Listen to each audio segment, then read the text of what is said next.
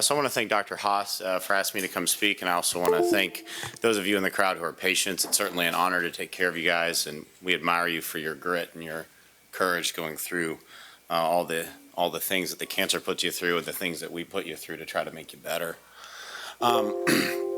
So I'm going to talk about, if I can figure out how to get, there we go.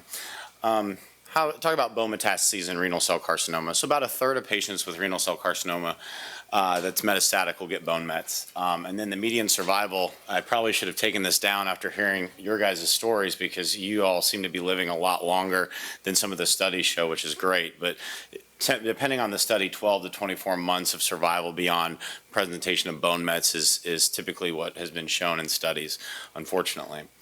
So then the question becomes, who do we operate on? Who's going to get some benefit, and for how long and how much benefit? When do you operate on them? What operation to do? The idea is you want to do one-stop shopping as far as a surgery for bone metastases, that it's an operation that provides pain relief and has a very low likelihood of failure within the lifetime of a given patient. And then what therapies do you have in addition to surgery that can make the outcome more successful? Or what treatments do you have that are in place of surgery that are maybe less invasive that patients can still derive significant benefit from? So we'll touch on those briefly.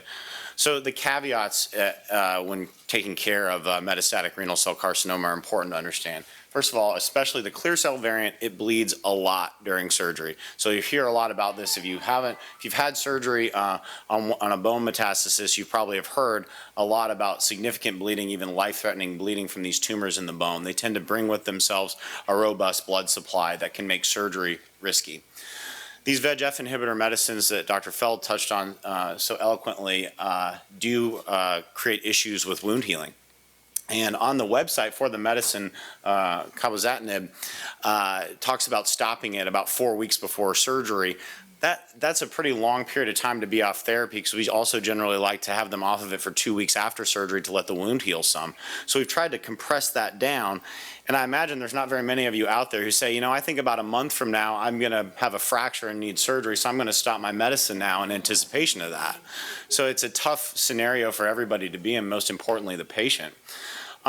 We also think of renal cell carcinoma, especially the clear cell variant, as being a little bit more radio-resistant than other types of carcinomas that spread to bone, meaning they don't respond to radiation therapy at the same dosages as, say, prostate cancer or breast cancer or other types of carcinomas. So there's a lot more risk that a surgery that we do in a particular bone and a particular area, even with radiation on top of it, that there still may be recurrence of the cancer in that area, recurrence of pain, and need for further intervention. So we end up thinking about it, okay, we have to do a more durable, potentially a bigger operation, maybe radiation at a higher dose, but there is still a higher risk of local failure. And obviously somebody that can't afford, for multiple different reasons, to be in and out of the hospital having something that's not really directed at their cancer and actually killing the cancer and getting it to the point where you see a survival benefit. Because in general, we'll talk about some caveats, but in general, the surgeries that I do are really about, number one, pain relief, and number two, increase in quality of life. It's not so much that we can make you live longer from the cancer. There are some caveats that we'll talk about, though. So pain relief, as we talked about.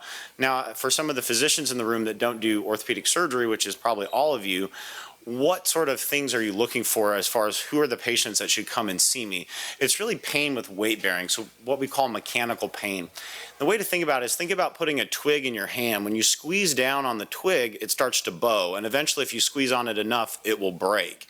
It's kind of like that with the bone. Once, say, the femur bone or the thigh bone has been eaten away enough by the cancer that you start to have pain with mechanical stress, meaning walking, but say no pain when you're sitting down or lying down, that's somebody that it's not so much that the cancer itself is causing the pain, it's that it's already destroyed enough of the bone that that bone can no longer hold up the load it's expected to. Those are the patients that are at the highest risk for fracture.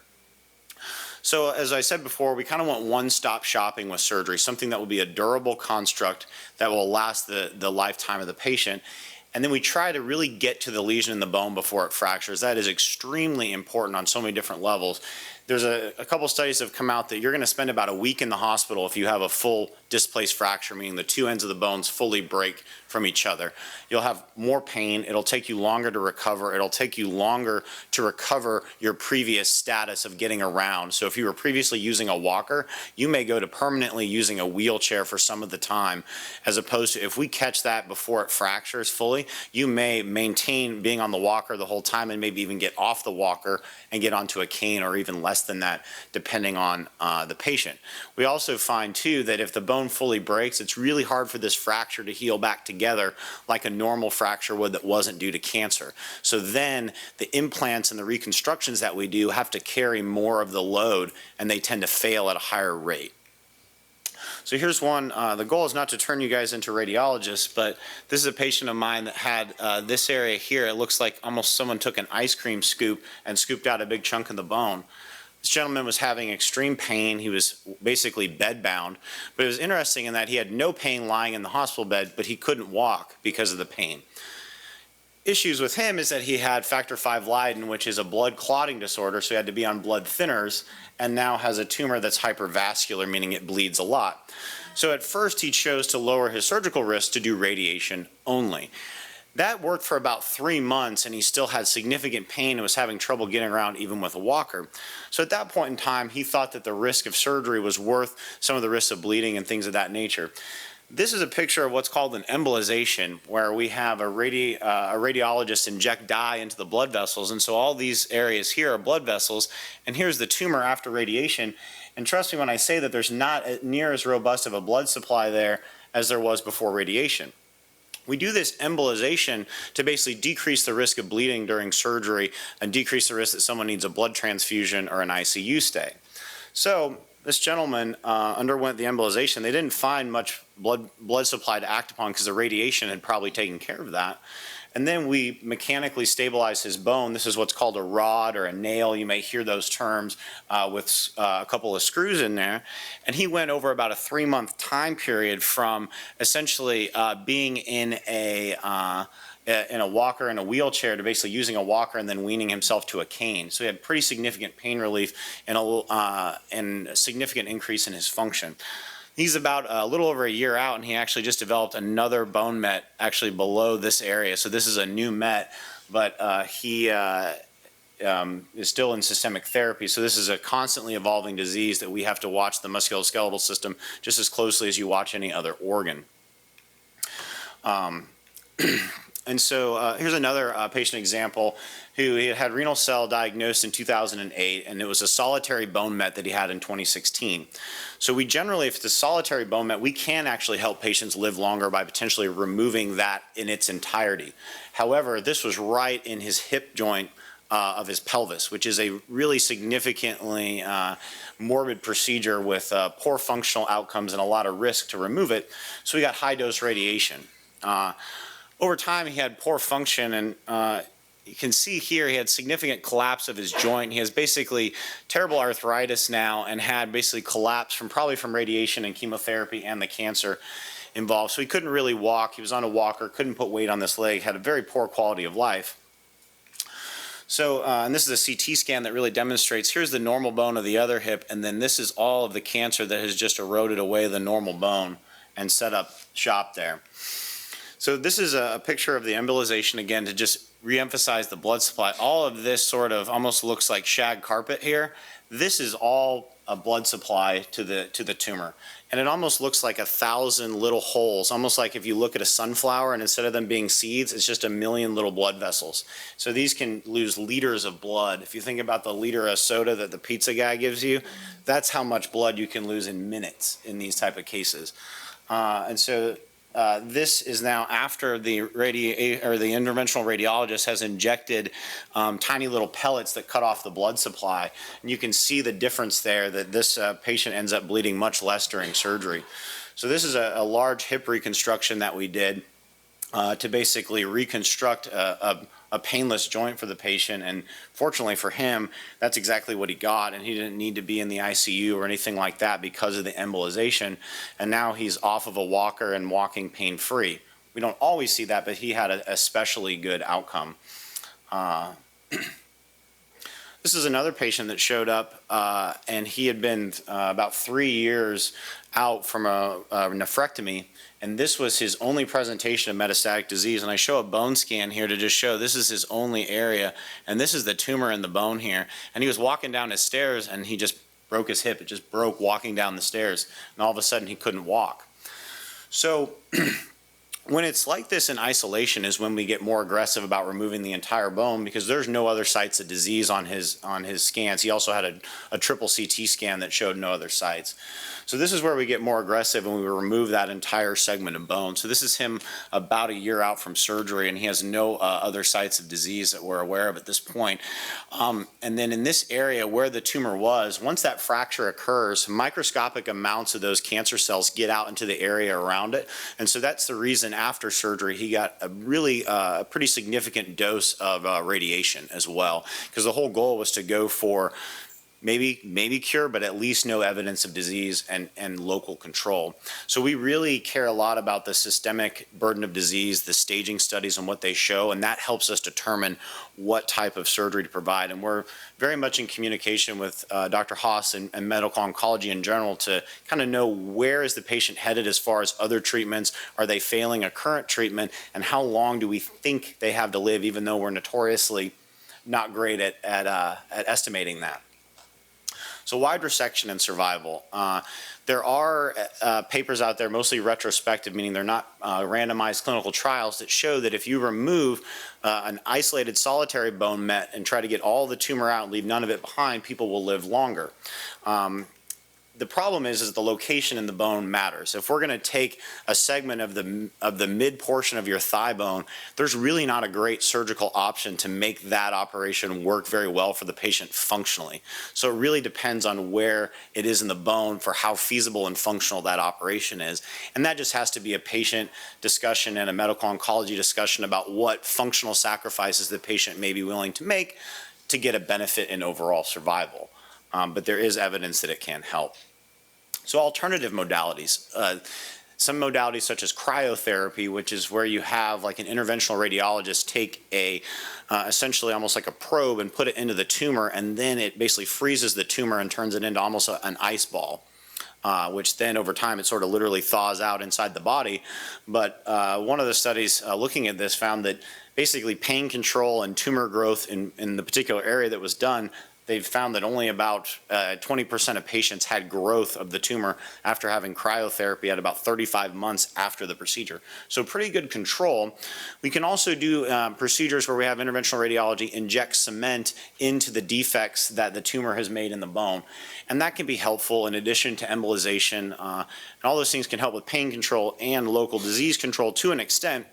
Most of those procedures are done in patients that have really large lesions within the pelvis, in the bones of the pelvis, because those tend to be areas that are very difficult to recover from an operation. They tend to have high risk of complications and high amounts of bleeding. So these therapies are not, they look worse than maybe they would perform because they're only really used in patients that are really sick and maybe can't tolerate larger operations. Really, in summary, what we do is try to basically decrease pain, increase your quality of life, and in certain circumstances, we can help you live longer by doing a more aggressive surgery in the bone. But it's really about pain relief and quality of life. And then the patients to send to us, or if you're a patient wondering, do the lesions that I have in bone, are they at risk of breaking? It's really, if you start to have pain with walking or pain if it's in your arm with lifting things like taking the milk out of the fridge, those are times to start to think, boy, I might need an x-ray or I might need to talk to my oncologist. There could be a problem. If we're only getting the abdomen and the pelvis area, how do you find like the detection of the bones or outside of that? Yeah, I certainly think it depends on the patient. Sometimes PET scans can show. Sometimes just a CT chest, abdomen, pelvis. Sometimes a whole body bone scan.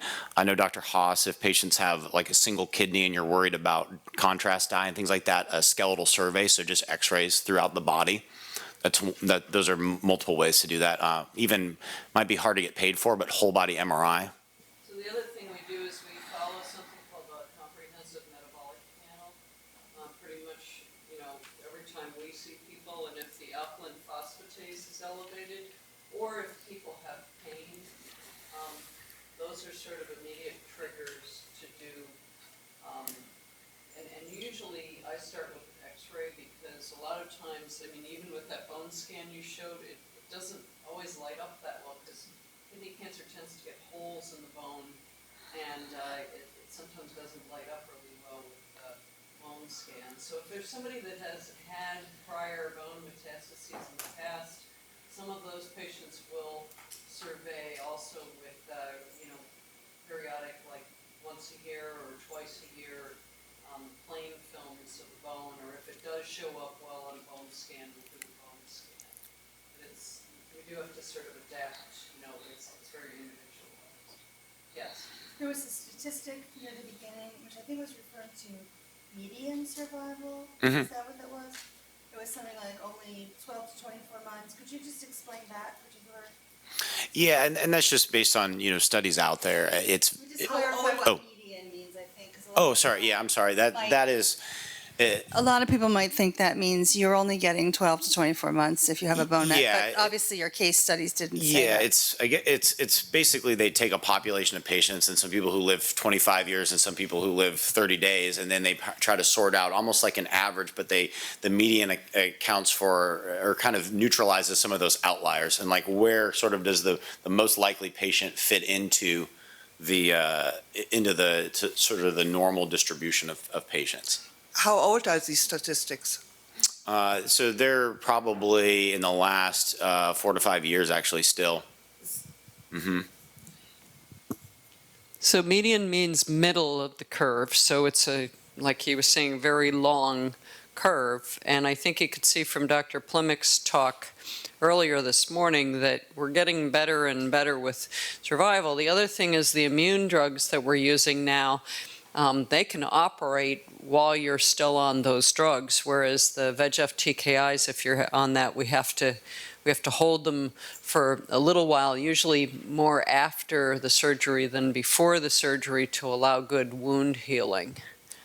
I think the other thing about the survival statistics is like the gentleman I showed that just had the hip fracture only, and that was his only sided disease anywhere. That's technically someone with a bone metastasis, but he's going to live a whole heck of a lot longer than somebody who has, lesions in multiple other organ systems or something like that. So they're not all created, equal when it comes to their presentation. Can RCC in the spine be hidden by things like arthritis or, other bone? Generally arthritis is usually degeneration of the joint, and then renal cell carcinoma will tend to just set up in the bone around, say, a joint, and so it usually carves out a home for itself and can be seen on x-ray and seen on scans, and it's usually not. The pain aspect can masquerade as arthritis, but the imaging, it's very straightforward to distinguish between the two. But yeah, somebody with low back pain and kidney cancer, it may just be that you have low back pain because of arthritis, but it's certainly possible it could be low back pain from kidney cancer.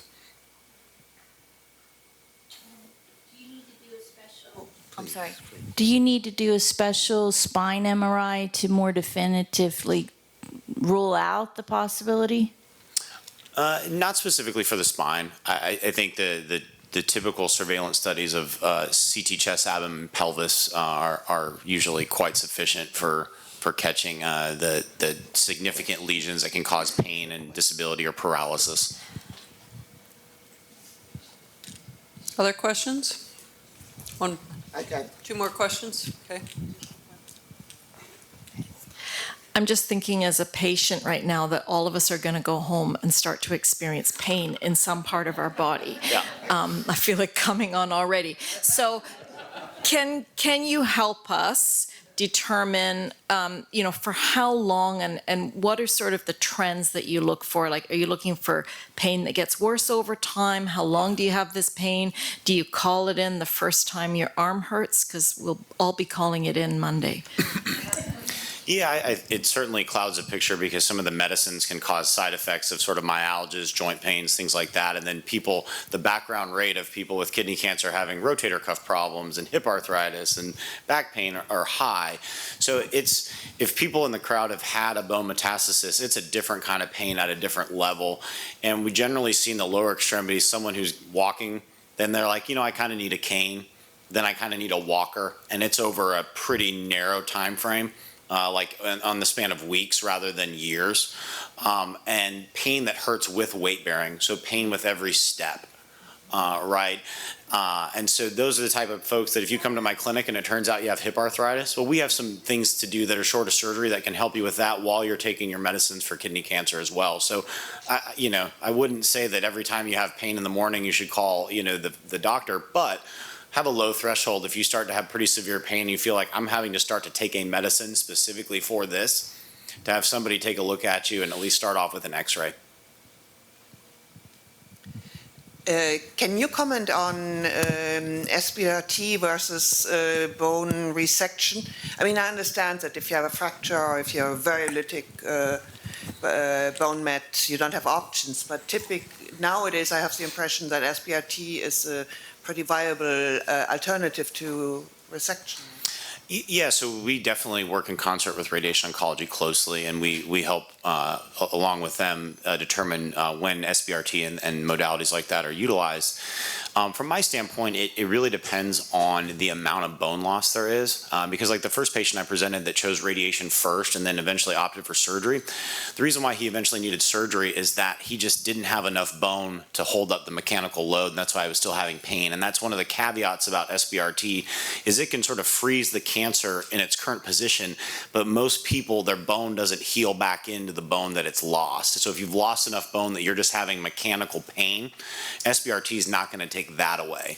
It will take away the pain of just the cancer being in the environment, and it will stop the progression of it from getting worse, but it can't change the amount of bone that's already been lost. And so we end up doing a lot of surgery in addition to Sbrt or in place of it because of the amount of bone loss.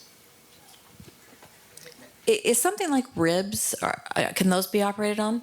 We rarely have to operate on the ribs because we try to operate on things that are mainly like weight-bearing bones. And I know people have a lot of pain with breathing even, just sometimes with rib fractures, but they tend to do a little bit better with just radiation alone. So we rarely have to go in and either remove a rib or something like that, or put plates and screws or something like that in a rib. So theoretically, yes, we can operate on it, but we rarely find that we need to.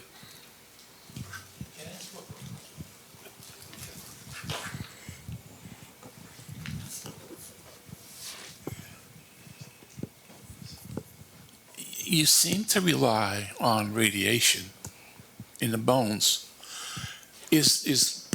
but yet you hear about RCC in the kidney not being affected by radiation, or it's not susceptible to radiation.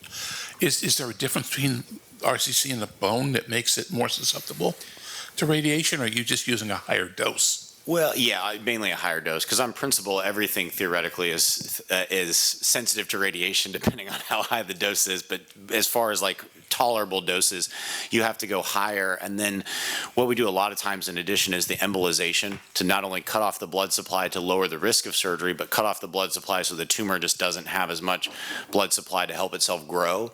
And then a lot of times, once the embolization is done, we'll even either try to remove the lesion in its entirety or scrape the area out and try to scrape all the visible tumor out, so then radiation doesn't have as much of a job to do. There's only so many cells it needs to go after.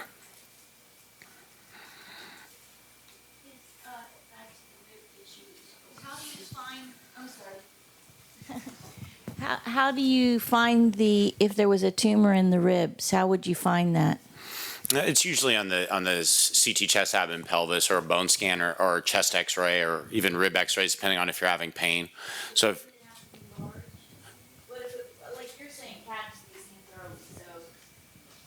If you're not yeah, I using mean, dye. from my standpoint, I catching a rib early is not as important in my mind as catching the thigh bone, the femur bone, because if the femur bone breaks and you don't get it fixed, you probably will. You'll likely never walk again, and you'll be bedbound. Whereas if a rib, you can have multiple rib fractures, and it's not to minimize anybody's pain or experience with it, but it is a different ballgame than a femur fracture.